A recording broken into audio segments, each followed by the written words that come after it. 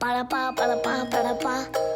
Ba-da-ba, ba-da-ba, ba-da-ba. Jimmy Kimmel Live.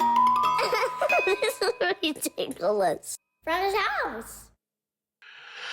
Greetings. It is I, the Lone Ranger. We are back in our regular time slot with an abbreviated version of our show. We'll be on for a half an hour, followed by Nightline, and this will be the plan until the shackles come off. I hope you had a happy Easter.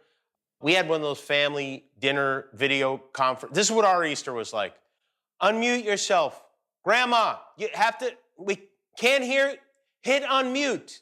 It was less like an Easter dinner and more like I was hosting a non-celebrity reboot of Hollywood Squares, but that's what you do. Easter is a tough one during a pandemic. You know, every 2 minutes, we're telling our kids to wash their hands, and all of a sudden we're like, yes, go ahead and eat those jelly beans you found under a bush. Our 5-year-old, Jane, told my wife, for real, I promise if I see the Easter Bunny, I won't hug him. So some lifelong psychological traumas are definitely being formed here. I will say that as a parent, Easter makes you realize what a solid backstory Santa Claus has. Santa lives at the North Pole. He has elves who make toys. He flies around with reindeer. My kids asked where the Easter Bunny lived. I was like, I don't know, the sewer? This is good. This is what the Easter Bunny was up to in New Jersey yesterday.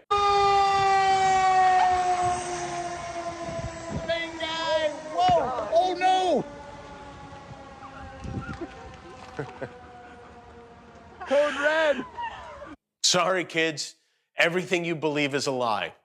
It looks like the president has another enemy inside his administration, and unfortunately, that enemy is Dr. Anthony Fauci. Dr. Fauci was on CNN with Jake Tapper yesterday. Jake asked him if casualties could have been prevented had the social distancing and stay-at-home orders been put in place sooner, and the answer was not exactly what Trump wants to hear his people saying. I mean, obviously, you could logically say that if you had a process that was ongoing and you started mitigation earlier, you could have saved lives. Obviously, no one is going to deny that. Well, the president is. The president is definitely going to deny that. Trump was obviously not pleased. He retweeted a post that included the hashtag time to fire Fauci.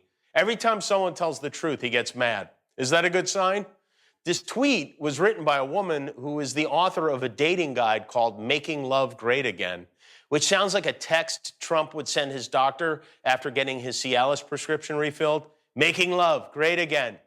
A spokesperson for the White House said the media chatter is ridiculous and that Trump is not firing Dr. Fauci. So he is definitely firing Dr. Fauci. If Dr. Fauci wants to keep his job, he better find a way to blame this virus on Hunter Biden and quick.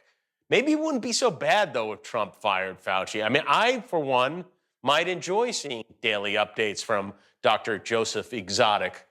On March 24th, which was less than 3 weeks ago, the president said he expected the country to be back up and running by Easter. But here's the thing. He didn't say which Easter. Maybe he meant next year or the year after that.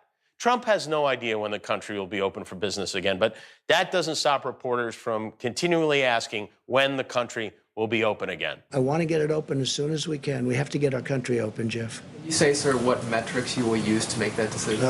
The metrics right here. That's my metrics. His tanning bronzer is his metrics? If my face is orange, the country will stay closed. But if we see it shift to tangerine, game on. And while it would undoubtedly be dangerous to let people go back to work prematurely, the president seems convinced we're going to die either way. I just want to say that, you talked about couldn't it lead to death, meaning you open up, could lead to death, and you're right. But you know what? Staying at home leads to death also. Maybe you've seen the movie A Nightmare on Elm Street. Freddy gets a hold of you. You're right in bed, you're done. Meanwhile, in the effort to end the era of Trump, Senator Bernie Sanders today officially endorsed Joe Biden in a joint live stream. And that's a very powerful message for the country. If two 80-year-old men can successfully log into a Zoom meeting, anything is possible. Sanders said that while he and Biden have real differences and they're not going to paper over them, they need that paper for the bathroom, he will do everything he can to help Joe win the election. I'm asking every Democrat, I'm asking every independent, I'm asking a lot of Republicans to come together in this campaign to support your candidacy. I endorse. All right, Chuck, thank you very much. Chuck! Oh, no. Oh, no. Well, now all the Democrats have to do between now and November is keep Joe Biden in a Mylar bag like they do with vintage comic books.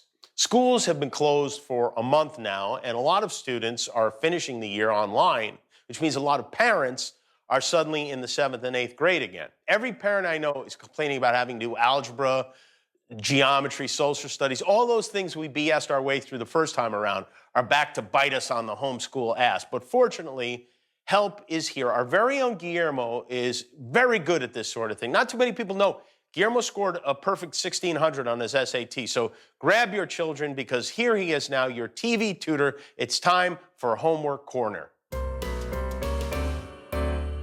Hello and welcome to Homework Corner with Guillermo. Today's problem is a car travels at 65 miles per hour. How far it will travel in 90 minutes? Okay, so I think